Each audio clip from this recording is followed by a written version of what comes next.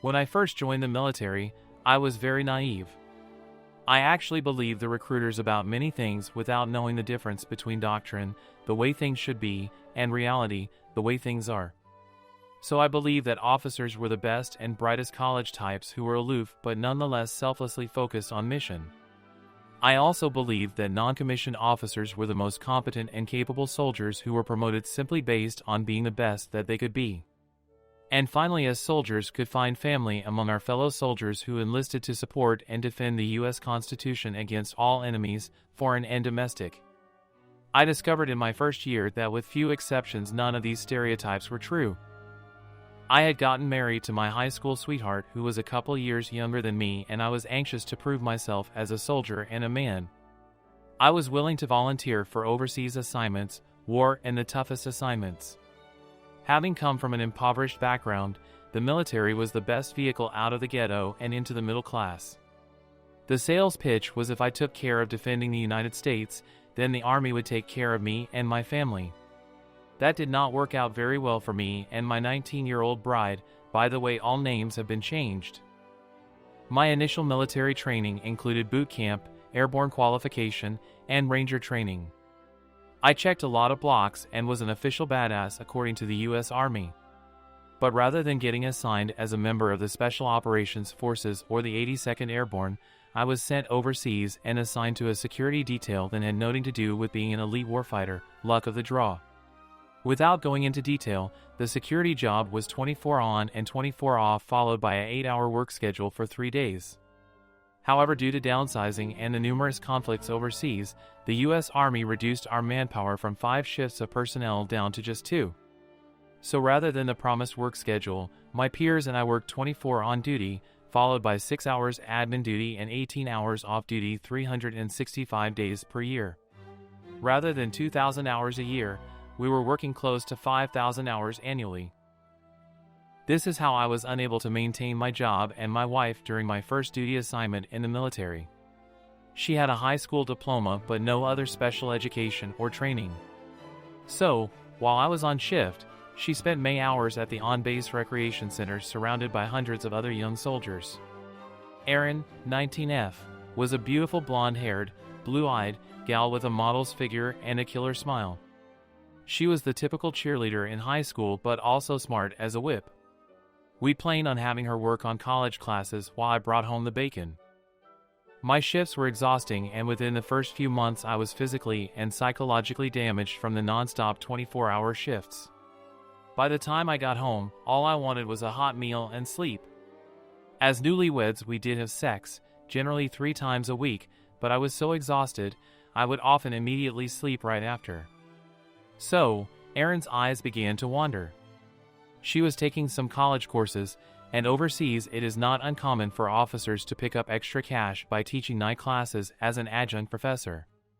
On such professor was an officer, an 03, who I will call Captain Dustin. My wife would rave on and on about how smart Keith was and how she loved his classes. After hearing about how great this teacher was, I went to one of her classes and peeked through the window to see that her facial expression looked like she had a crush on him. When we eventually met, I had to address him as Captain Dustin, but she just called him Keith.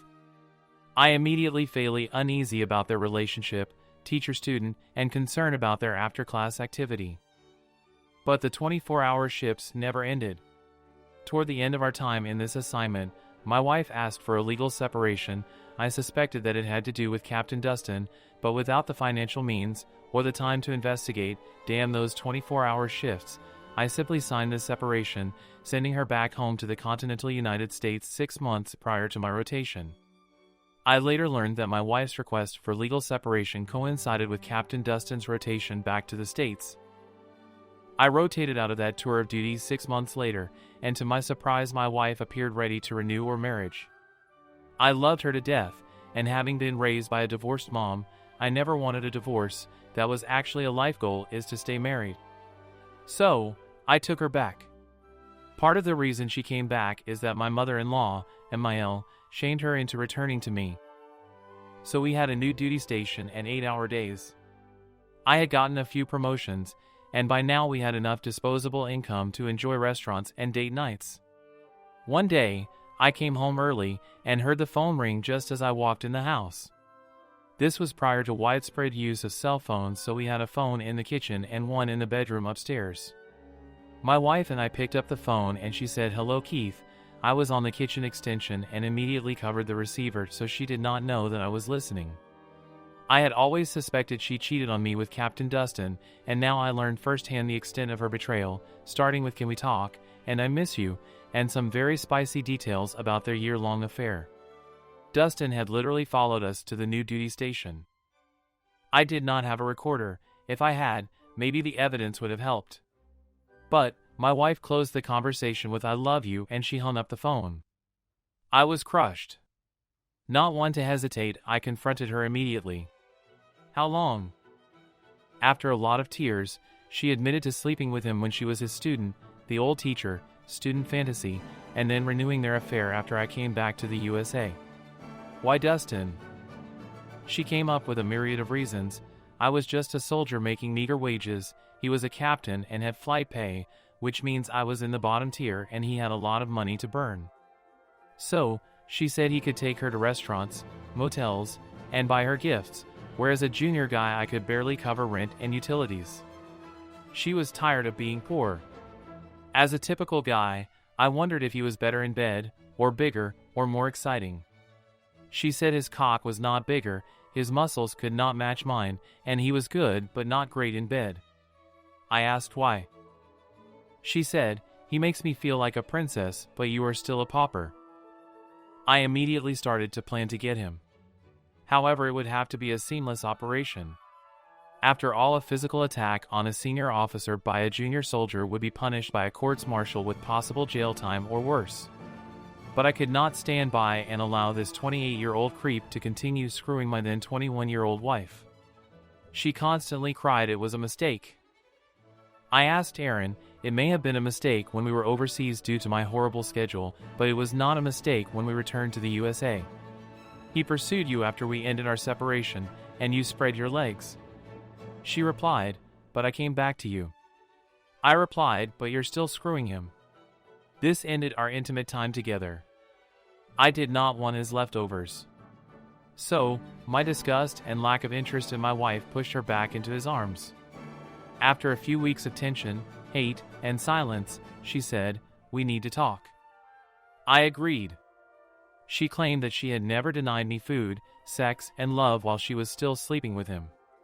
She claimed our marriage was her priority, and he was just sex, just fun, and just a way for her to feel special when I was otherwise not available.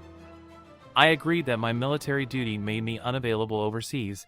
The 24-hour shifts were debilitating. But we ended our legal separation when I came back to the States, and I was doing 8-hour shifts. How did that make me unavailable? I took her back because I was still crazy about my former cheerleader. She still looked like the hot, toned, spicy gal I married. But I was going crazy when I found out she was screwing him, despite my current availability. Except for short-duration field training exercises, usually 1 week out of every 8, I was home every night.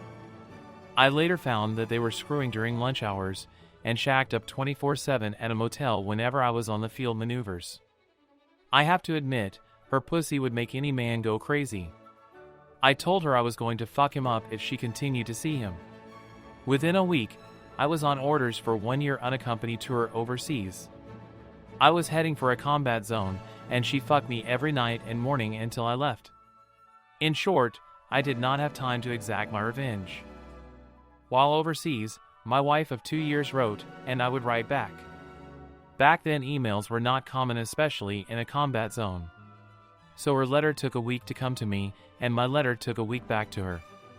Essentially, I received and sent 24 letters over the course of a year. As soldiers rotated in and out of my unit, I heard stories of my wife hanging out at the officers and NCO club. No one offered proof, but the innuendo of her acting like a barfly made me crazy. I hear that she was sleeping with Captain Keith D., Captain Jeff C., Captain Tom R., and eventually a guy named Rick C. Based on the rumor mill, she went from a sweet young bride to a total slut. I planned to exact revenge. I could not wait to go on my mid-tour leave, served my 6 months, got to go home 2 weeks, and then return for another 6 months. When I went to buy my airline ticket, I discovered that then money I socked away in a savings account had already been withdrawn a month prior. So, I planned to use my credit card, only to discover it had been maxed out. I had 2 weeks leave, but no way to get back home. I managed to get to a phone and tried calling home every 2 hours for the entire first day of leave. No answer. I tried again the next day, and still no answer. So, I wrote an angry letter asking where my ticket money was at and what the heck was going on with Keith, Jeff, Steve, and Tom. My savings and checking accounts were empty, and my credit card was maxed out, so I went back to my unit and canceled my leave. I spent another 6 months on the front lines and volunteered for every dangerous mission that come up. I earned the respect of my fellow soldiers and gained a promotion that year. I finally flew home with a few new medals, a sense of accomplishment, and a desire for an immediate divorce. I had not gotten a letter in several months, so I knew it was over. When I got back to the USA, I encountered a pregnant wife. I had been gone 12 months and she was 4 months pregnant. She did not know who the father was. After all, she was sleeping with more than one man. She claimed we can fix this, but I was not interested in being married to a whore.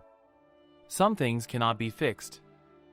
Not only was my wife pregnant, but she also had a sexually transmitted disease, STD, and pelvic inflammatory disease, PID.